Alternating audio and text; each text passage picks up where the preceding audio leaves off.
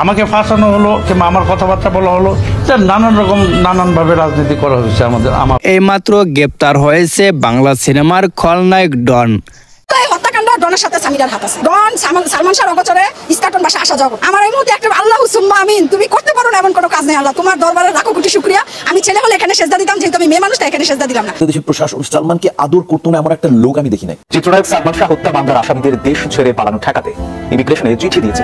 নানা জল্পনা কল্পনার পর অবশেষে সত্যিটা প্রকাশ পেয়ে গেল। যেভাবে সেই আজ থেকে 29 বছর আগে সিনেমার বিশেষ একজন নায়ক সালমান শাহ তাকে যেভাবে মেরেছে, ইতিমধ্যে গ্রেপ্তার হয়ে সিনেমার খলনায়ক ডন এমনকি সামিরা, তারা দুজনে কিভাবে প্ল্যান করে মেরেছে নায়ক সালমান শাহকে, ইতিমধ্যে বিস্তারিত তথ্য আদালতে তুলে ধরেছেন সিনেমার খলনায়ক ডন এমনকি সালমান শাহর সাবেক স্ত্রী সামিরা।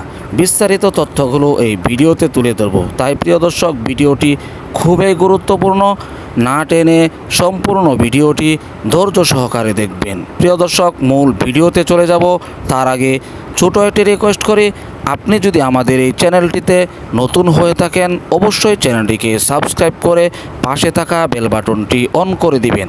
চলুন প্রিয় দর্শক ভিডিওর মূল পর্বে চলে যাই। হত্যাকাণ্ড ডনের সাথে সামিরার হাত আছে। ডন সালমান শাহর অগোচরে ইস্কাটন বাসা আসা যাওয়া করতো। আমার এই মুহূর্তে একটা আল্লাহু সুম্মা আমিন, তুমি করতে পারো না এমন কোনো কাজ নেই। আল্লাহ তোমার দরবারে লাখো কোটি শুকরিয়া। আমি ছেলে হলে এখানে সেজদা দিতাম, যেহেতু আমি মেয়ে মানুষ, তাই এখানে সেজদা দিলাম না।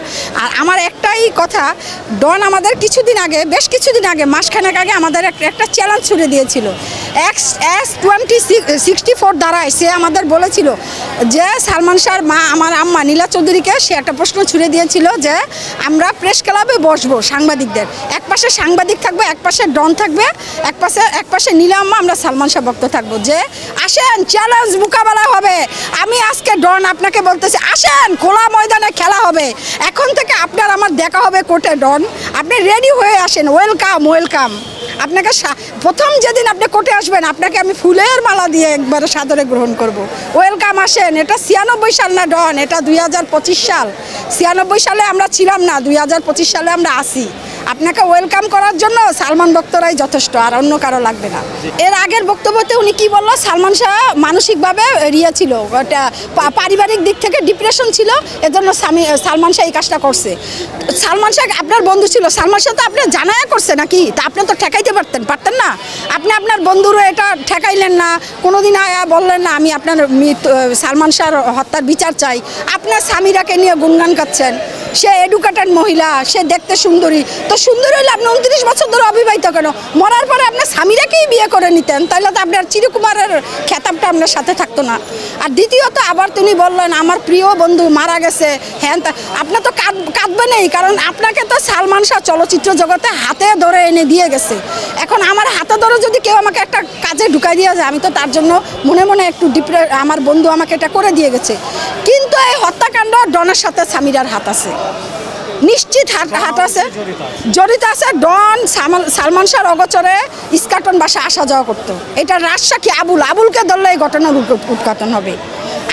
আবুলকে ধরলে ডনের তথ্য পাওয়া যাবে। ডন সামিরা এক বেড শেয়ারও করতো, তিনি ঢাকাতে আসেনি এমনকি। দর্শক আশা করি সম্পূর্ণ ভিডিওটি দেখলেন। ভিডিও থেকে অবশ্যই বুঝতে পেরেছেন আজ থেকে 29 বছর আগে যেই নায়ককে পছন্দ করত সারা বাংলাদেশের অধিকাংশ মানুষ, সেই নায়ককে প্ল্যান করে তারই ঘরের স্ত্রী এমনকি তার সেই পরকীয়ার যে প্রেমিক খলনায়ক ডন, তারা মিলে প্ল্যান করে সেই সালমান শাহকে মেরেছে।